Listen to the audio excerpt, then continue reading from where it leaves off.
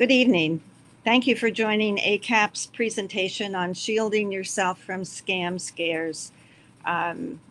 It's a very timely topic, I think, and we have a great speaker coming up to give you a lot of good information. But before that, I have a little bit of information that I would like to pass along about AARP.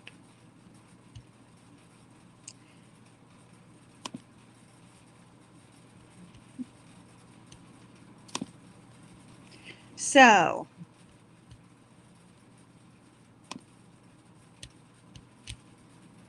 AARP stands for Adult Children of Aging Parents.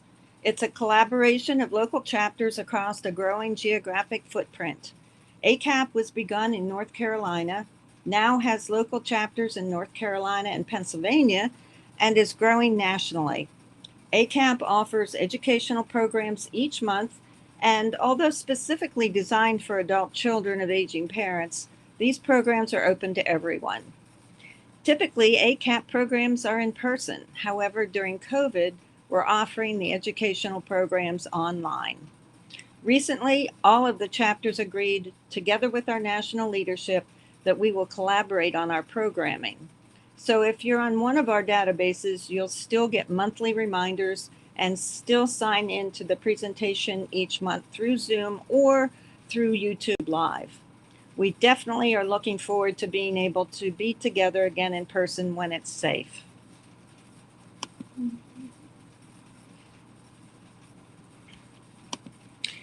If you would miss a program or want to share it with a friend, go to that chapter's website or the AARP website to find the video link or on our YouTube channel. Would you like to be sure you know about upcoming programs? Are you interested in learning more about AARP? Would you like to be connected with an AARP community? We'd be delighted for you to be part of AARP. Simply go to aarpcommunity.org. If there's a chapter in your area, click on the local chapter tab at the top of the homepage.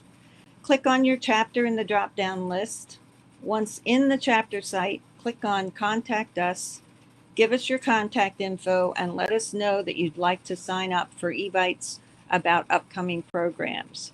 If there's not a chapter in your area, feel free to take a look around and learn more about AARP. To receive program evites, click on the Contact Us tab in the AARP community website, give us your contact info, and let us know that you'd like to receive monthly evites about programs. AARP chapters provide a network of support in North Carolina and Pennsylvania. AARP is growing. If there's not a chapter in your area and you think it could be meaningful for your community, please let us know. Just send us your contact info through the Contact Us page on the AARP community website, and we'll be back in touch with you. Just so you know, we respect your privacy. Your email will be used only for AARP, so you can receive notices of upcoming programs. We will never share your information with anyone else. Good information is global, caring is local. We are so appreciative of our sponsors. Thank you, sponsors. There are several levels of sponsorship that make AARP chapters possible. We're grateful for their support and want to acknowledge them. As you have opportunity, please thank them directly. In Center County, Pennsylvania, our sponsors are Penn State Health, Foxdale Village, Grain Hospice Care, Home Instead, Juniper, and Encompass Health. Those are the core sponsors. Also in Guilford County, North Carolina, their core sponsors are Griswold Home Care and Providence Place. In addition, they have a chapter sponsor, which is Mount Zion of Greensboro. And finally, tonight's AARP presentation is brought to you by the Center County monthly program sponsor, which is Wynwood House. So again, thank you for your support. We would not be here without you. And now it is my pleasure to introduce Gary Iorfido. Iorfido. I miss that every time. Poor Gary cringes, I think. But I am very pleased to introduce Gary Iorfido, and I would like to tell you a little bit about his background. Gary is a member of AARP, Pennsylvania Consumer Issues Task Force. As a member of this task force, he has provided a number of presentations on how to identify scams and the steps to take to avoid falling victim to fraudsters. Gary has over 35 years of experience in providing legal and consulting advice to numerous financial institutions. Gary has also spent time with the FDIC as a senior attorney in its Division of Resolutions and Receiverships. Gary currently is employed with Atlantic Community Bankers Bank, where he provides training to banks, savings and loans, and credit unions on a variety of legal and compliance issues. Gary earned a BS in Business Administration from Duquesne University in Pittsburgh, a JD degree from the University of Pittsburgh School of Law, and an LLM in Taxation from Golden Gate University in San Francisco. He has spoken frequently in seminars and financial services conferences and has presented numerous webinars on consumer compliance topics. Gary has also been an instructor at the Pennsylvania Bankers School of Banking for the last several years. In his spare time, Gary enjoys bicycle riding and doing home remodeling work. He resides in Camp Hill, PA, and in San Francisco, California, with his wife, May Lee, and their two Pomeranians, Autumn and Blue. And with that, let me find, there is Gary. Okay. I appreciate you giving us your time. I will notify our audience that if you could please type your questions for Gary in chat, and we will get to those questions at the end of the program. Okay, and are my slides up? Can you see them?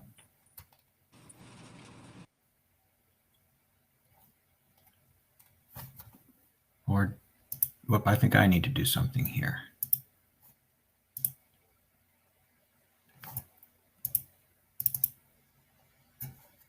Okay. All right, I'm hoping I got that right, and you can see my slides now? Great. So I think I'm all set then. Thank you very much for the introduction. And I'm really happy to be here this evening to talk about scams and frauds that unfortunately tend to target seniors. And when I was first asked to do this, normally our presentations run 10 to 15 minutes, and I was told this one should run close to an hour. And I thought, oh my goodness, how am I going to fill 60 minutes? By the time I got done with the presentation, the question was, how am I going to reduce this to 60 minutes? Because unfortunately, there's just so many scams out there that are going on that are trying to separate us and our loved ones from our money. So tonight, what we're going to do is we're going to do a little introduction, and then I'm going to focus on there's about 8 scams here that are probably the most prevalent when it comes to folks trying to victimize senior citizens. We're going to talk a little bit about some steps we can take as well to protect bank accounts and your credit, and then some final thoughts on steps we can take generally to protect ourselves largely from these scams we're going to be talking about. And as there are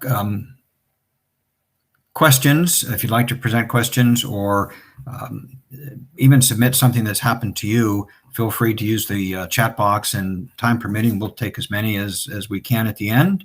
As long as you want me to stay on here, I'm happy to.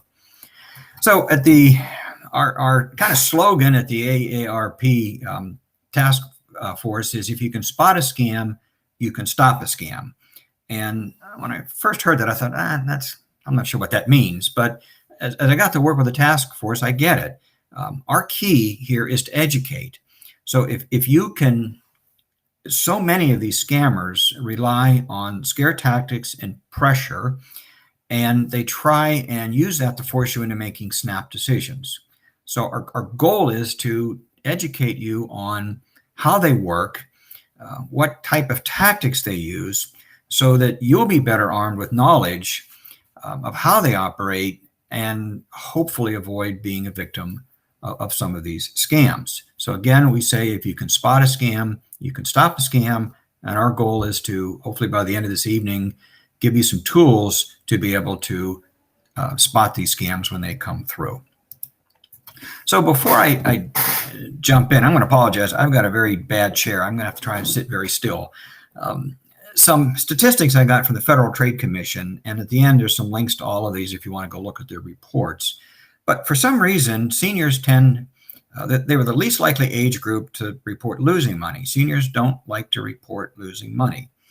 Most scams start with a phone call, but we're seeing other methods coming into play now. They're gaining in popularity, like email, texting, social media. But however, right now, we're still seeing about 90% of scams starting with a phone call. Government imposter scams reports hit a record high last year, at least being reported by older adults. They tend to, unfortunately, scamsters like to go after seniors because they think that, we've worked all of our lives and have saved money, that's what we're using to live on now. A lot of us are living on our Social Security and our savings. So they figure we have cash around and, we're an easy target for it. So we do want to be careful. Another statistic and this led me to pick some of the scams we're going to talk about tonight. The top scam, the romance scam, believe it or not, is the top fraud by dollars lost. So seniors 60 and over lost more money in the aggregate on romance scams than any other scam. And although online shopping had the most complaints, but the dollar amounts were per fraud were smaller, although more complaints. And again, I use this as a basis to pick some of the things we're going to talk about tonight. So before we jump into the frauds, these are the ones we're going to address this evening. And unfortunately, COVID has just made things worse. Some examples, we're finding, of course, a lot of seniors, a lot of us are all at home. We don't have the family around us that we're used to having. A lot of seniors are by themselves, and their only means of communicating might be with computers or new technology. So they're now handling electronic devices that they're not familiar with. It gives rise to an easy target for a text scam, which we'll talk about. So many of us now are doing shopping online, another opportunity for scamsters to take advantage of us. And finally, just being alone is, I think, one of the reasons why romance scams are so hot right now. People just looking for someone to talk to and chat with. We call it romance. It doesn't have to just necessarily be romance. It could be just friendship, but another opportunity for folks to take advantage. So I was supposed to have a red flag to wave here, and I couldn't find one. So I apologize. I'll have to pretend I'm waving one. But before we again get into the scams, I want to talk about some things that you need to pay attention to that are pretty much common through most of these scams. These are the tools that these folks use. And as we go through the scams, I've highlighted them. So if you want to, let me hit this. Think about these, keep these in the back of your mind as we go through the scams. You'll see how they all play in. For the most part, I kind of did them in terms of order. Most scams start with an unsolicited communication. It's either a phone call, an email, or text. Somebody's reaching out to you. It's not a phone call you place. So someone's trying to get a hold of you. And they get you on the phone, and these next two kind of tie together. They go after your emotions. They'll try and scare you, maybe guilt you into something. Or there might be a positive emotion. They're going to promise you some big reward, which then rolls into urgency. In order to deal with this scary thing that's going to happen or to get this big reward, You need to move fast. So they're really pushing you to do something. Some other thoughts, options are too good to be true. Take a look at it. If what they're offering sounds too good to be true, it probably is, and it's very likely it might be a scam. This is very true in the shopping scams. Requests for personal financial information, I shouldn't say always, but it generally leads to either that. They want your social security number, address, account information, and often, particularly communications that come in through email or text, look at the grammar and sentence structure. I mean, not a typo or two. I mean, I make mistakes in my typing as well, but I've seen some that are just so poorly written that it can't be coming from someone like Apple or Amazon when it doesn't even make sense when you're reading it. So these are red flags to think about. Unsolicited, emotions, urgency, too good to be true, asking for financial information, and also possibly the way it's written. One other big red flag is how they want paid. Scammers want money, they want it fast. So ACH and wire transfers, they encourage you to make these payments they're going to be looking at through ACH and wire. Those took the most dollars from older adults, according to the FTC report. However, the payment method of choice are gift cards. They want you to run out and buy gift cards. So if you're on the phone call with somebody and they're asking you to send money and they're asking you to send it through ACH, wire, gift card, it's probably a scam. Western Union MoneyGram used to be used, not so much anymore, but still a possibility. And as technology advances, so do the scam methods. Online payment systems like money transfer apps, Zelle, Venmo, those are now being used, as is cryptocurrency. And I want to talk about crypto for just 1 second, because I mentioned that people just kind of go, I don't know anything about cryptocurrency, don't care, don't need to. I can now walk into my grocery store and buy cryptocurrency at an ATM. So it is something to be aware of.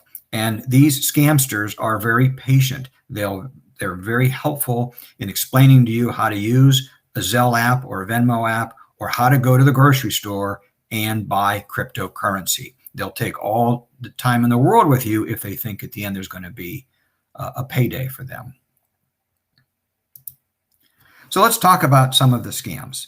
The romance scam, as I mentioned, was the top scam for loss of money to seniors. And there's been almost a 500% increase in complaints from seniors about romance scams. And as we've seen, the older the individual, the greater the money that's lost to these scams. And these are just horrible. So what happens? Well, most often it's something that the senior does, posts a dating profile or on just a friend app, and a match pops up. And it may just not be that. It also could come from social media. Maybe you are on Facebook and you might say something like, boy, it's been 2 years now since I've lost my husband or my wife. You now announce to the world that you're a widow or a widower. They've got your name, and before you know it, you're liable to get a friend request from somebody on Facebook who pretends to know you. And whether it comes through a dating profile or through Facebook, this person is going to want to get you into a more personal, private channel. Get off of Facebook, get off of the dating site, and let's move to a private channel like email or a private chat application. Immediately, red flag, boom, they want you to move fast. This person will claim to live in another part of the country, or maybe they're abroad, but you're always going to meet. They always are making plans to meet, but always something comes up at the last minute that stops this in-person meeting from taking place. So at this point, you've never seen this person other than talking to them on the computer or through email. And these take a while. These folks will work with you and they'll try and gain your trust. And sooner or later, they're going to profess love for you. And it's going to be quick. Once again, they move quickly. They want to get this personal relationship with you fast. Um, then all of a sudden, here we go, urgent request, red flag. There's going to be an emergency. It might be a medical problem. Maybe there's a business crisis. I mentioned guilt playing into this. Now they're sick. They'd love to come. I mean, this ties together. They might love to come to see you, but boy, I've broken an arm. I need medical care, but I'll be out there saying get taken care of, but I don't have any money. So they're going to want you to send money. They're going to want it fast. And once again, they're going to want it through one of these methods, gift card, prepaid debit card. So urgent request, these types of payments, in my mind, red flags equals a scam. They're going to promise to pay it back. You're never going to see it. And the other thing that's very sad and frustrating about these is that they keep asking for more until you finally realize that you're not going to get your money back and it's over. You're a victim. Let me back up 1 second. And I can tell you, not a personal story, but as it was mentioned at the beginning, I do work for banks as a consultant. And I got a call here a few months ago from a banker who was asking me for some advice on how to help out with a customer who was in the bank wanting to send a wire transfer out of $40,000 to a friend of theirs they've never met.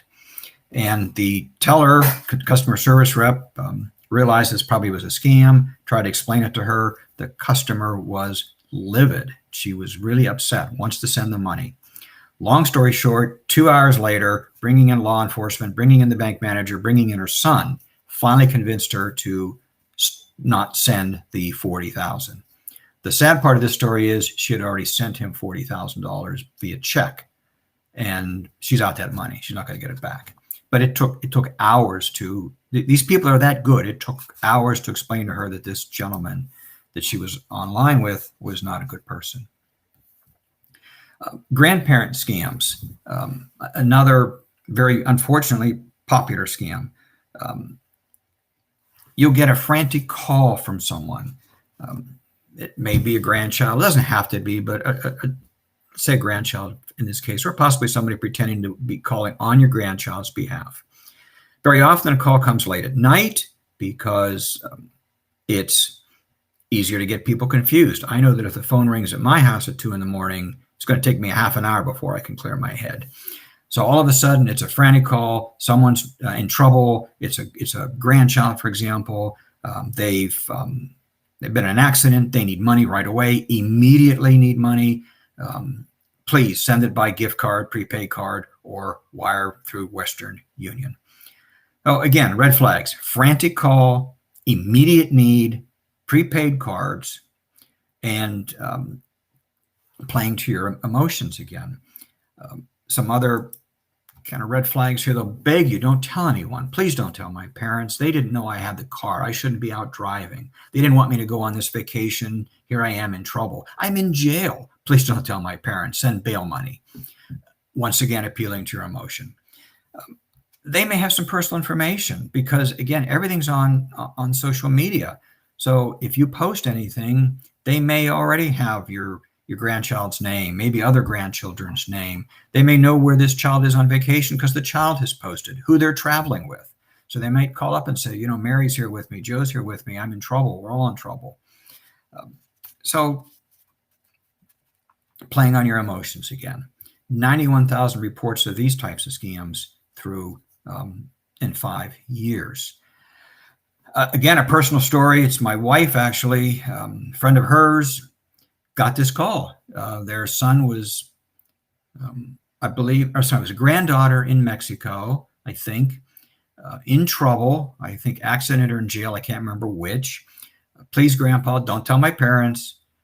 Go get Home Depot gift cards, $4,800 worth, and come back on the phone, call me back, give me the numbers. He did it. His wife told him he shouldn't. He did. After he was all done, he then called his granddaughter. Sure enough, she's safe and fine and at home. So he got taken, and once you've given the money out on the gift cards, it's gone. So no matter what these scamsters say, pick up the phone and call whoever it is that says, who's claiming to be your grandchild or relative. So here I want to run just an example of a quick story. Whoop, grab the wrong one. Don't do that. This one. Hold on one second. There's the one I want. This poor gentleman was victim of a grandparent scam. Right? And let me know if that's... The mayor answered the phone. Hello? To your voice say, Grandpa? His grandson, Brett, had been in a car accident. I lost control of the car. Brett, a recent grad, told Kurt he didn't want his mom and dad to find out, but he desperately needed money to pay for the fence and house he had damaged. The owner of the property wanted $2,000 so he wouldn't press any charges. So Brett instructed Grandpa to buy 4 $500 iTunes gift cards. Kurt did it at his local Kroger. I said, I got cards. He says, well, give me the numbers. So Kurt gave Brett $2,000. Only problem is the real Brett had not been in any accident, and Kurt had become another victim of the grandparent scam. In years past, scammers would ask their victims to wire money via Western Union MoneyGram, but MoneyGrams can be traced, and Western Union clerks now ask questions. So gift cards, especially iTunes gift cards, have now become the scammer's best friend. Kurt's daughter-in-law, Debbie, says her father's not dumb, but the scam is so slick. This is a guy who adores his grandchildren. He'd give them an organ. So Debbie Kohlmeyer's now on a mission. She wants checkout clerks at supermarkets to be trained to spot a scam. It's a warning to not only consumers, but to retailers. You may be witnessing a grandparent being conned.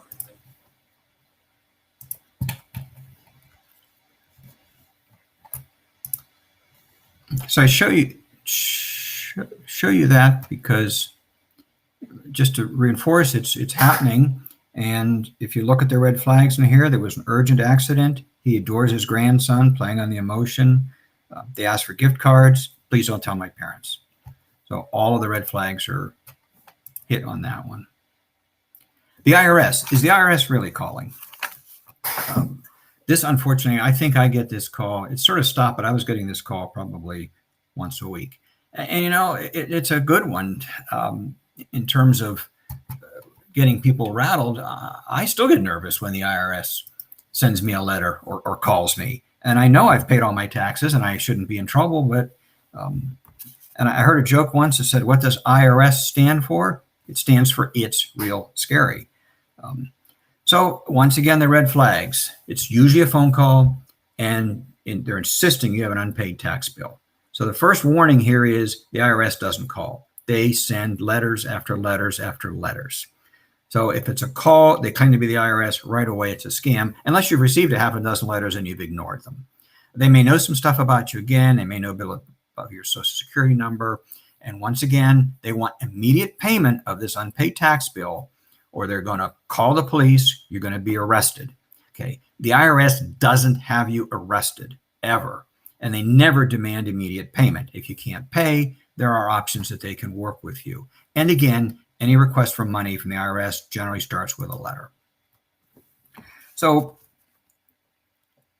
while phone calls are the main way that they reach out, I have seen emails. So if you do get an email from the IRS that doesn't look right, send it to this email address. Don't click on any links or attachments. The IRS won't email you as well.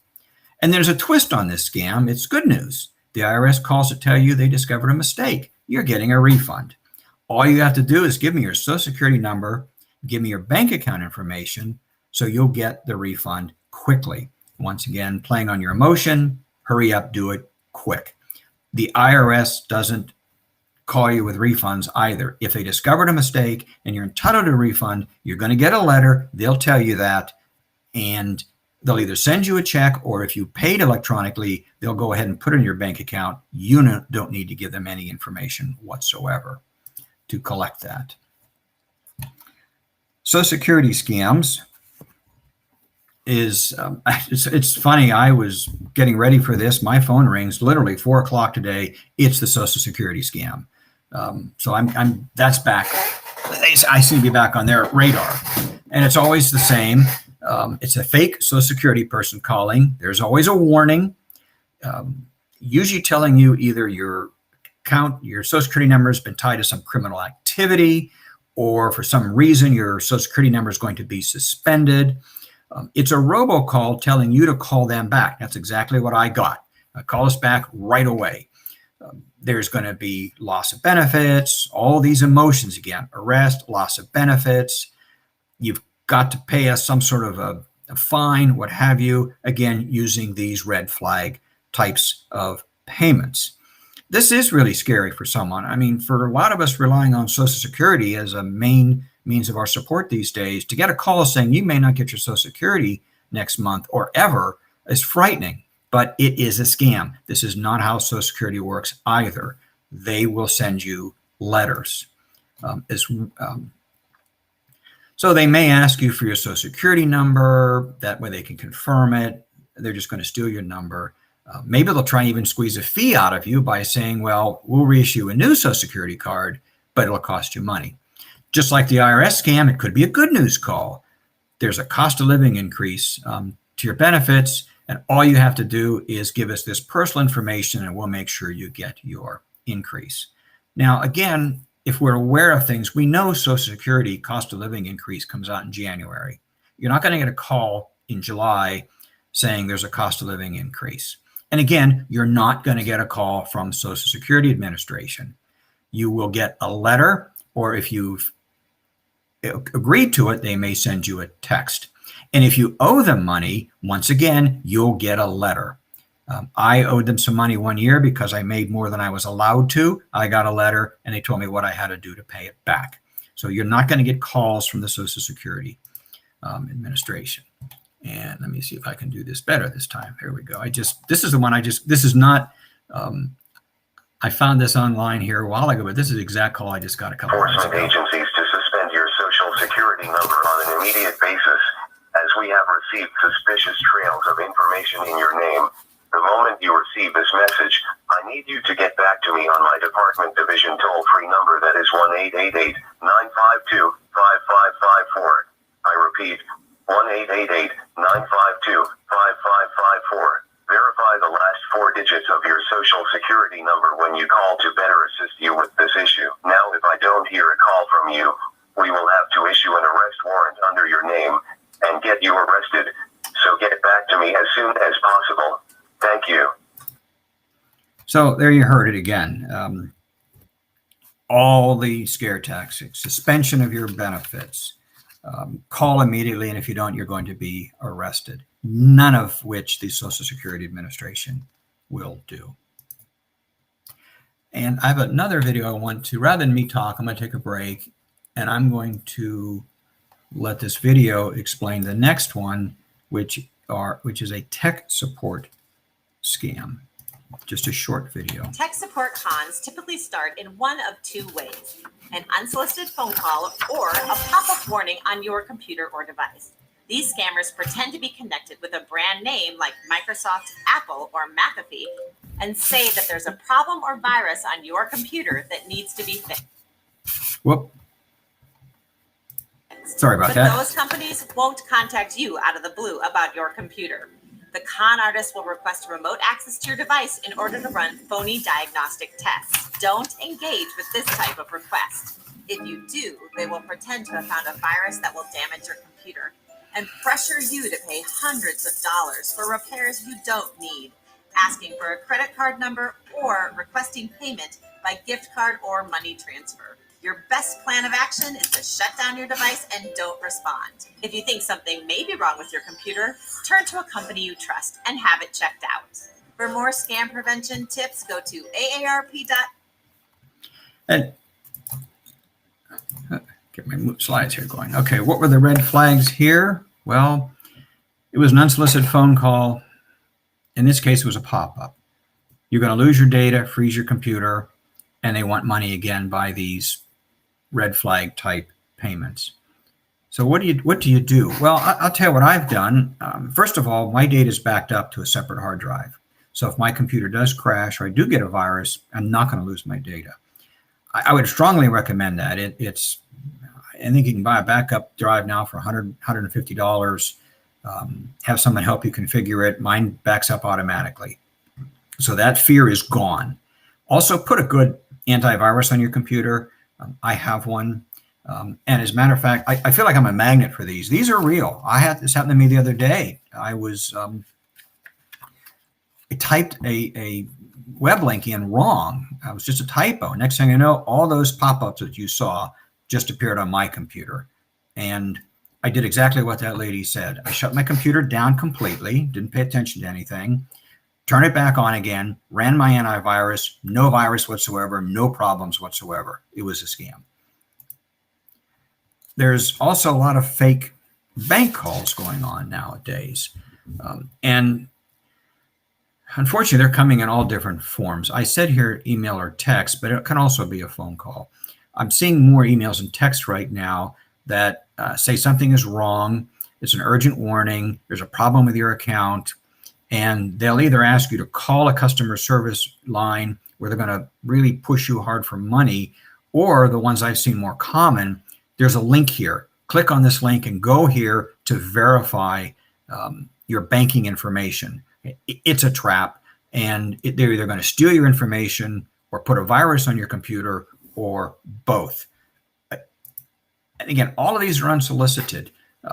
Banks don't contact you out of the blue and ask for this type of information. And if you're not sure if this call is legit, hang up, call your bank.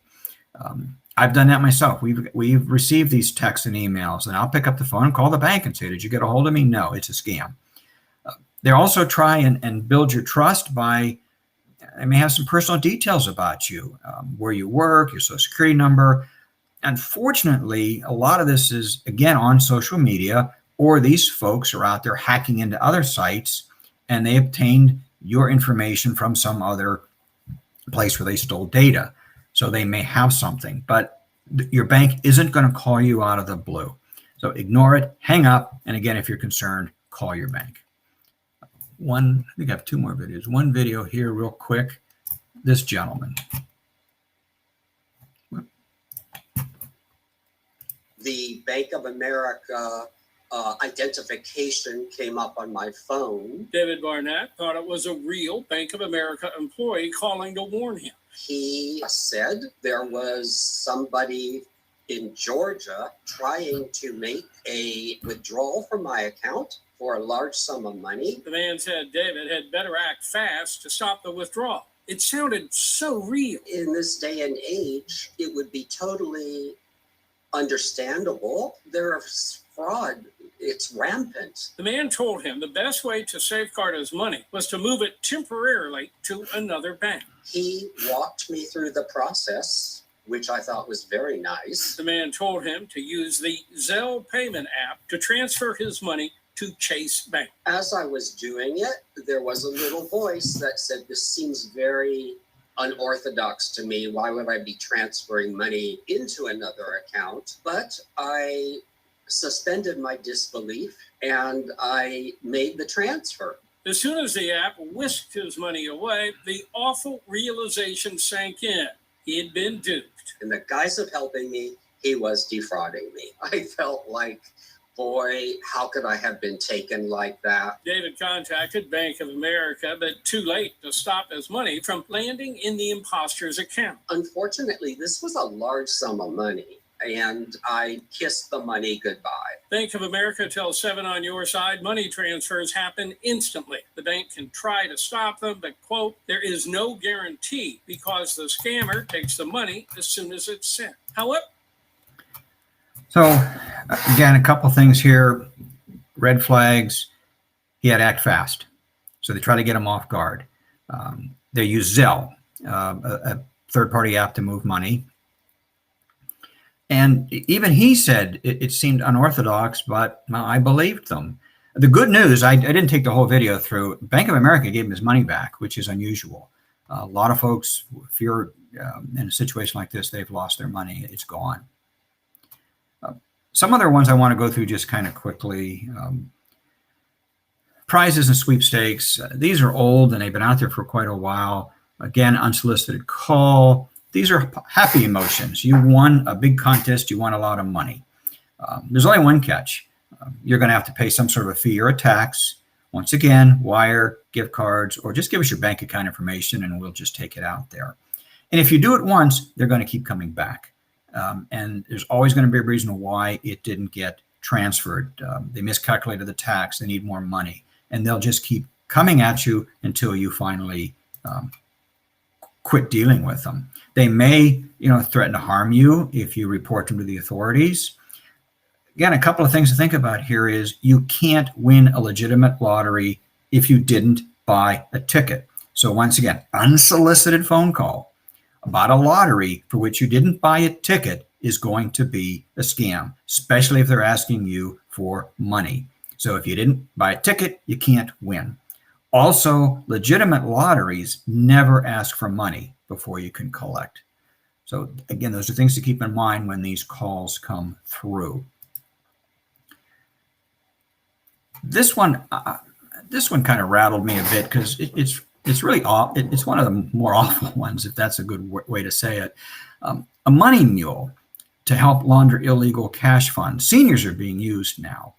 And what a money mule is very simply is someone who carries illegal money through the system to make it look legal. So a bad person sells drugs. They have this cash. They got to figure out how to make it look like it's good money. So they'll have someone deposit it to their account, an innocent senior, who will then take that money and send it along to somebody else to try and make it look clean or laundered. So the person is going to ask this senior to deposit money into your account. There's a couple of ways that seniors and anybody gets pulled into these. It's a spin on the romance scam. Instead of the fraudster asking you to give them money, they're offering you money. They want to give you money. Or there may be a financial incentive. Look, I need to send money to my family in Italy, and I don't have a bank account. Can you help me out? I need to send them $50,000. If you'll run it through your account for me, I'll give you a 10%. So you make $5,000 for just a few minutes worth of work. And if you're a senior on a fixed income in particular, that sounds pretty darn good. The funds, though, that are deposited into the account are generally from a criminal activity. The criminal will tell you, the mule, how to move the money. They'll help you set up wire transfers if need be. They'll help you get set up with virtual currency into Bitcoin, for example. It's a real simple scam. And you heard the gentleman on the Bank of America, same thing here, say that these folks are very helpful. They are very, very helpful. So my last video I want to show is exactly this situation. I got contacted by this man. He read me like a book. He had a nice sense of humor, very smooth, very patient. And so that made me feel really comfortable. I want you to know how much I sincerely love the times we've spent talking. And that love will only grow stronger. Your forever love, Mark. You want to believe it, and therefore you do.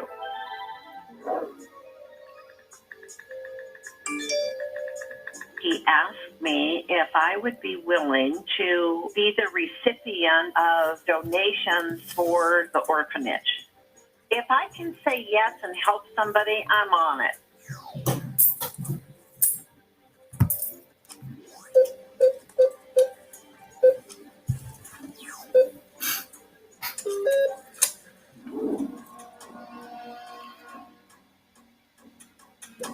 He's on 12 different dating websites. His name's Derek or whatever it was. I tried to explain the whole catfish thing to her. You start thinking, if this is not this person, who is this guy? Because he never asked me for money, my heart just overrode all of that.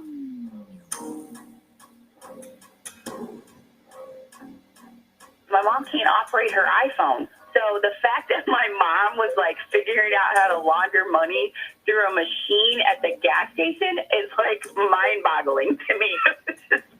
I am so good at this. Let me tell you, I could give class on how to do Bitcoin.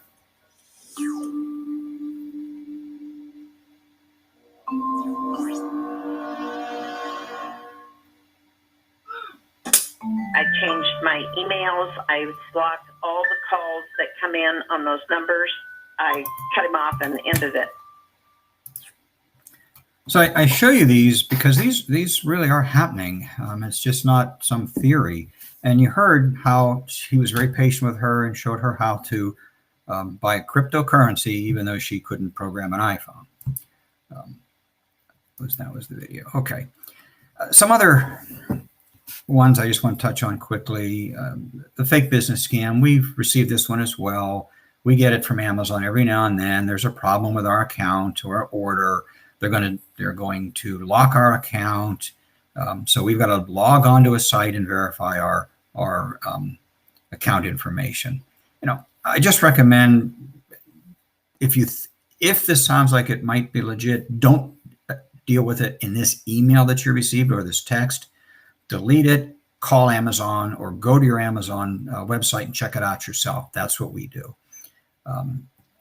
And make sure you know what your orders are as well. I mean, we get these and we don't have any orders pending. So how can there be a problem with our order when we don't have any orders?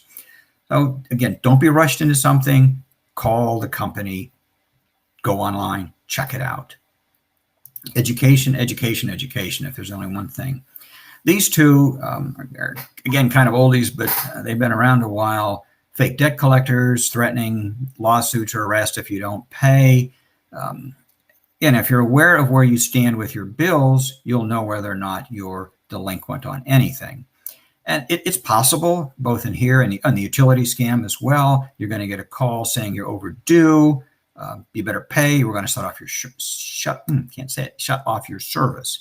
That's a horrible call to get in the middle of winter.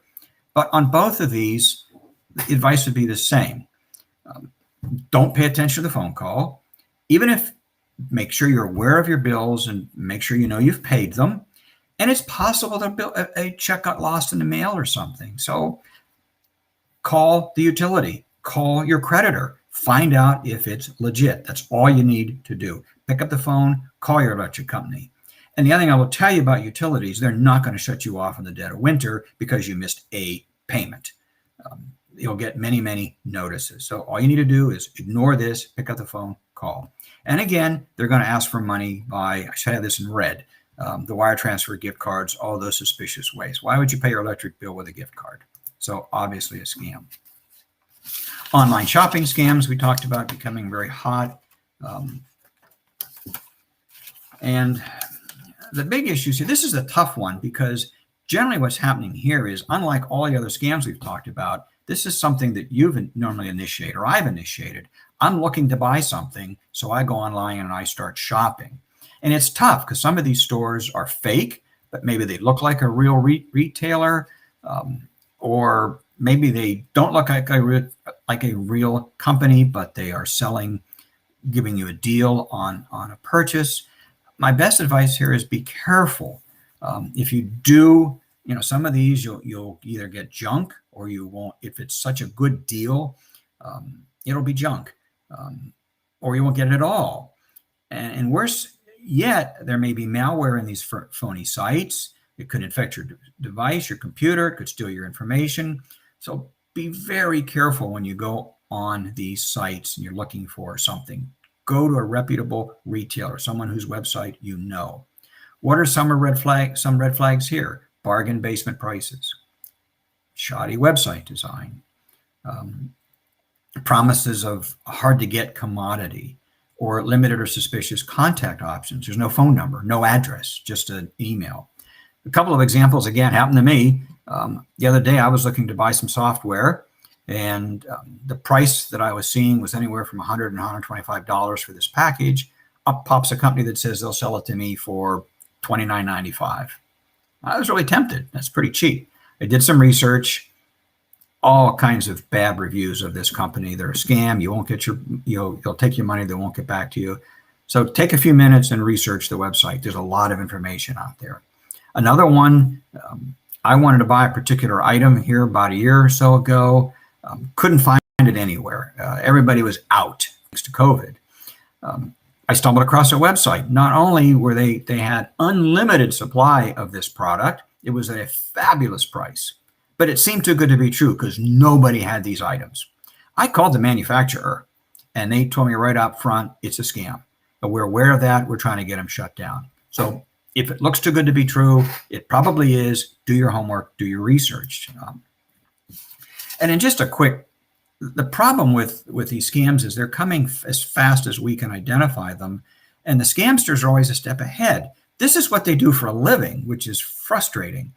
We get up in the morning and go to work at a job. They get up in the morning and their job is to figure out how to steal your money.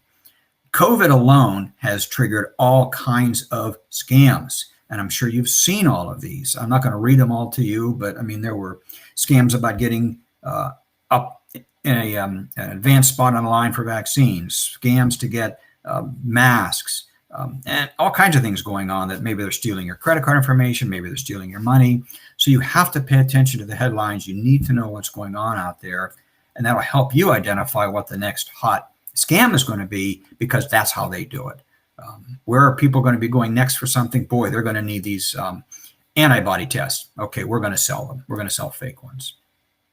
So enough with the scams. I'm going to take a little bit of time here, what we have left, to talk about some banking safety tips. Oh, a lot of things I recommend to folks when dealing with their bank accounts. I know this one may be upsetting to some people, but some of the statistics we're seeing show that unfortunately family members are just as prone to steal money from their family as strangers. So I really never recommend joint account holders unless it's a husband and wife, or I don't ever recommend putting children or friends on a joint account. If you want them to have the ability to write checks for you, use a power of attorney. And even if they're trustworthy, if they get scammed, when you open up a joint account, all that money belongs to you and it all belongs to them. So if they fall victim to a scam, that scammer is going to get your money through the joint account holder. So I stay away from joint accounts. I like direct deposit whenever possible. Instead of having checks coming to the house, reduces the possibility of them being stolen. And please, please, please shred your receipts and your bank statements and any other documents. Just don't put them in the trash. Buy a shredder, have a shred company, but get rid of them. Don't give your personal information out to anyone unless you initiated the call and you know you're talking to a reputable company. Never give your information out to a call that comes in unsolicited. Don't share your PIN, and don't write it on the card, even though people still do these days. And I like to use a credit card when possible, particularly online purchases, because it's a lot easier sometimes to recover your money in a fraudulent transaction with a credit card. I always advise people to protect your cards and bank statements from third parties. As we get older, it's very likely you're going to have more people coming around the house to help. You may have yard workers, housekeepers, home health aides, etc., coming and going. Don't let them have access to any of your paperwork. Lock it up somewhere. Put it in a file cabinet with a lock, or your desk with a lock. Also, make sure you pay attention to your bank statements. If you're getting them in the mail and they stop coming, that could be a big red flag that somebody stole them and they're receiving them and they've got your account information. So if you don't get your bank statements, contact your institution immediately. I tend to get all mine online, and I've stopped them coming in the mail completely.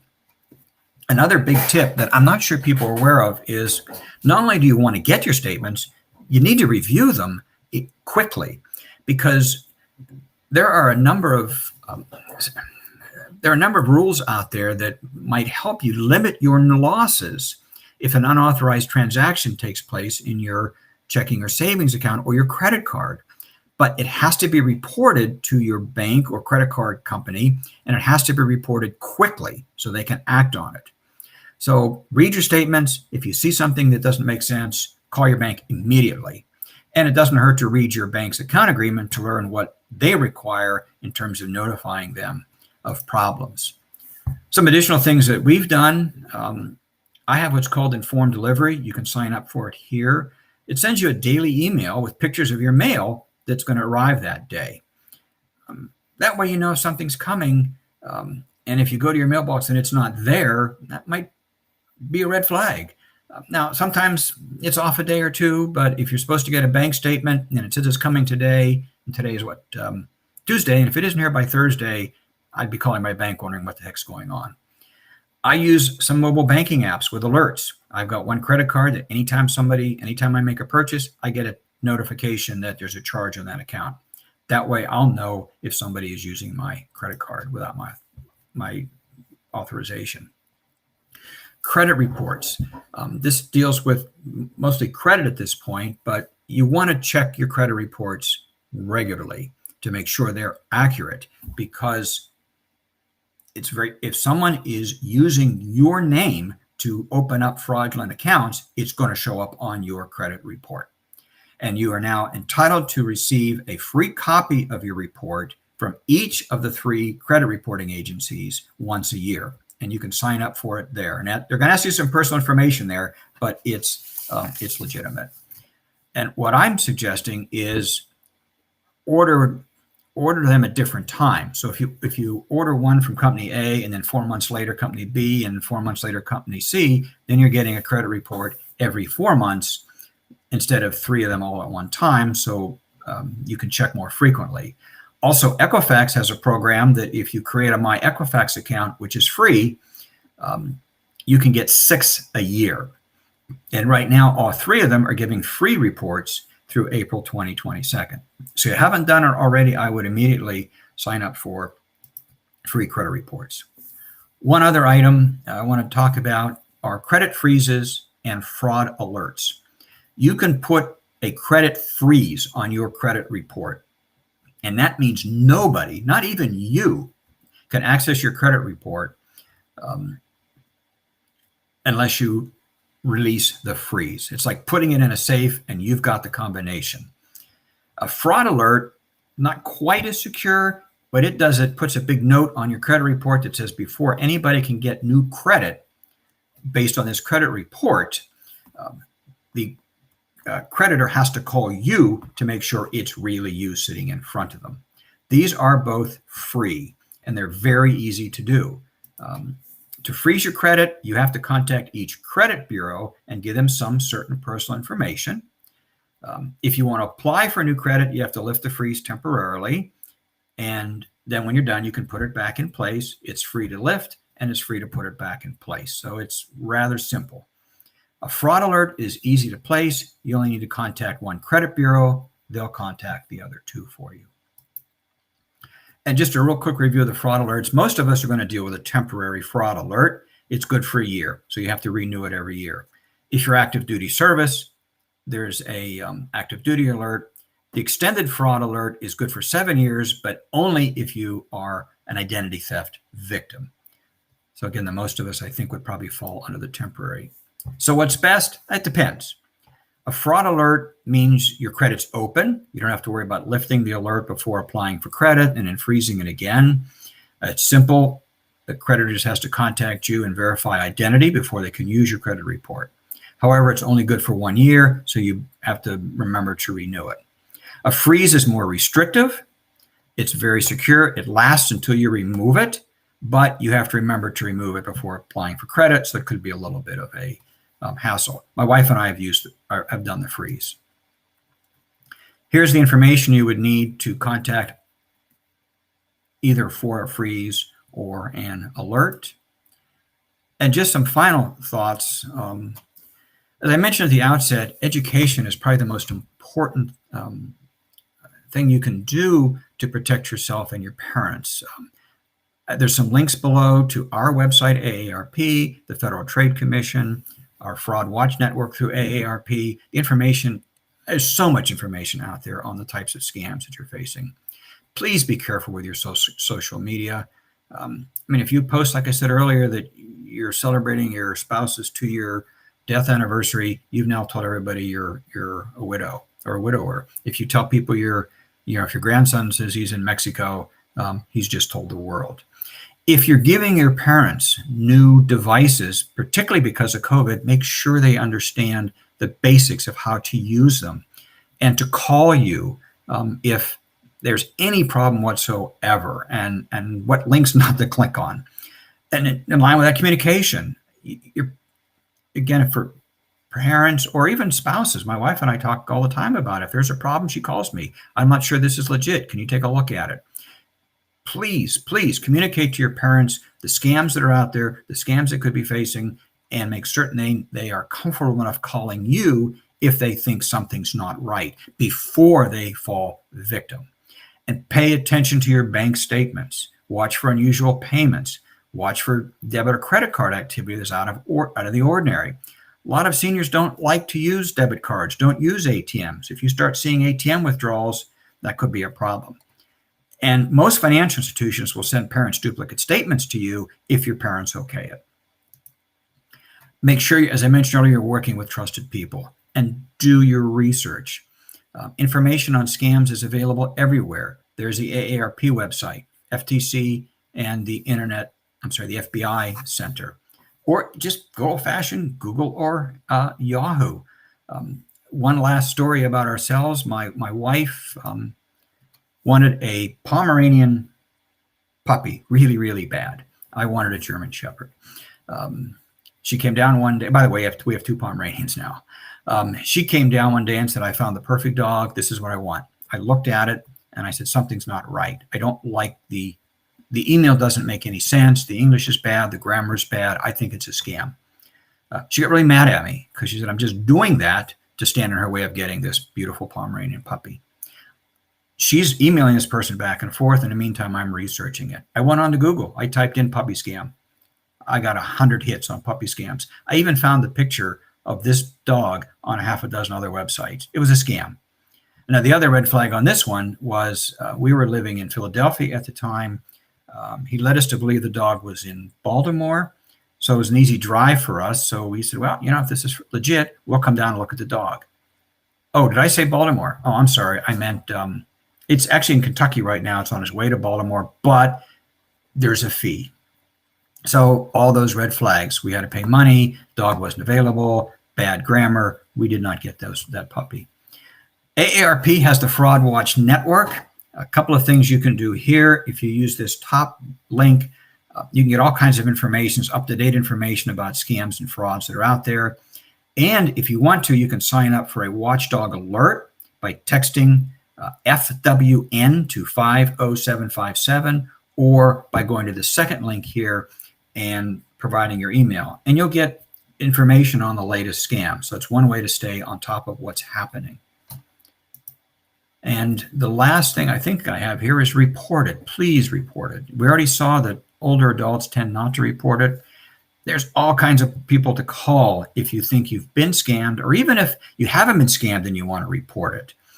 We've got AARP, we've got the feds, we've got Pennsylvania, from the Attorney General to Adult Protective Services to Department of Banking, and even your own Center County Office of Aging. So report, report, report.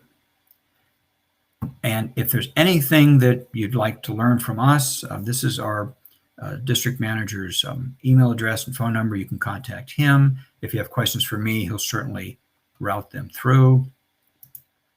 And with that, I think I am done. I will, let's see now if I can pull up the other screen so I can see what's going on, and I can stop sharing my screen, I think, if I can make that happen. Okay. Okay. Okay. Any questions out there? Gary, I didn't see any questions come in during your presentation, but as I was listening, I actually thought of one for you. And I was wondering, do you have any experience or tips for consumers in regards to any like mobile skimming devices, like specifically for cards, whether it be on, an ATM machine where the scammer essentially is paying attention to what the PIN number is, and or even at like gas stations. Sometimes I've heard of those examples. Yeah. So do you have any thoughts or tips on that? Unfortunately, nothing ironclad, but when I go to a gas station, I always look at the skimmer, and you just try to see if it looks like it may have been tampered with. Some gas stations now put like a sticker across it, and if the sticker is not broken, you're supposed to feel comfortable about it. That's about, I mean, unfortunately, that's all you can really do. And I understand they're getting more and more sophisticated. The other thing is I'm probably really over the top in watching my bank account. I mean, that's the other way. I have my mobile app on my phone. I check it every day, and I go through it. If there's something I don't see, first person I call is my wife. Did you make this charge? I have to be careful not accusing her, because I don't think I'm getting mad at her for spending money, but she knows now I'm paranoid. Yeah, I did it. Okay. But, and it's fine. But that's what I couldn't get into here because I didn't have enough time is there's very limited liability for us if someone uses our ATM card and steals our money. So the real fix there is pay attention, because if you catch it and you catch it quickly, you go to your bank, they have to refund it. I mean, in certain circumstances, you can't be held liable on a debit card for more than $50 in charges, no matter how extensive the charges were. So it's kind of both. Kind of pay attention to your surroundings and pay attention to what's happening in your bank account. I wish I had an ironclad answer, but I don't. Gary, I had read somewhere that it might be a good idea to have 2 trusted friends or relatives that you can fly these situations by and get their opinion. And ultimately, that's addressing one of the concerns, which is making a quick decision. You have to wait so you can talk to them. Do you think that's, in general, a good idea? Oh, my goodness. That was my point, is communication. You've got, if we can educate folks to take a deep breath when they get these calls and not give in to the emotion. And then the next step is pick up the phone and call somebody. And if you want to call a son, a daughter, my wife calls me for her friends, anybody, and that's fine. And we talk it through and I look at it. If you don't know of anybody, I shouldn't have brought my slides down so fast, but you can call the AARP hotline. They'll talk to you about it. You can call Department of Banking. You can call the area aging office. But absolutely, if you've got friends or relatives, please pick up the phone and talk to them. And especially if you're seeing some of these red flags that we raised here tonight. I don't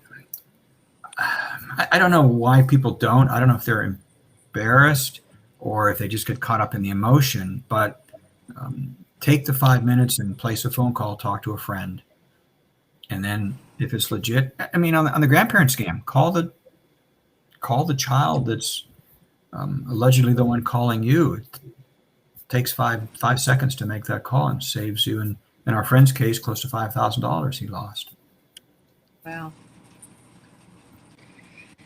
Well, I thank you so much. It has been a great presentation. Thank you.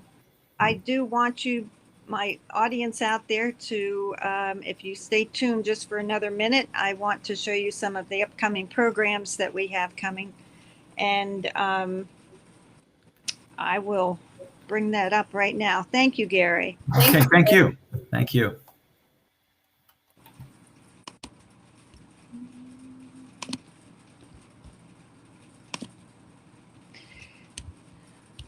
So, oh, that's not what I want to do. We're going to skip through this. Sorry.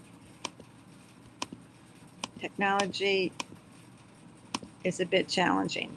Upcoming program. We have Setting Boundaries and Balancing Family Life in 2 days. It's put on by the Guilford County chapter. It's the 16th at 7 o'clock.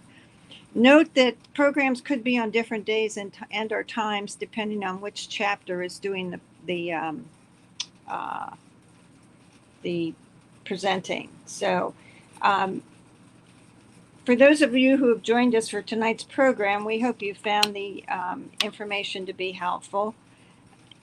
And we do have a number of great programs coming up. Here's a list of a few of them, and we hope you'll join us whenever your schedule allows. Just as a reminder, if you'd like to receive evites about the upcoming month's program, please go to www.acapcommunity.org and let us know to add you to our database at Contact Us. Thank you for joining us tonight. We hope you will join us next month for our presentation.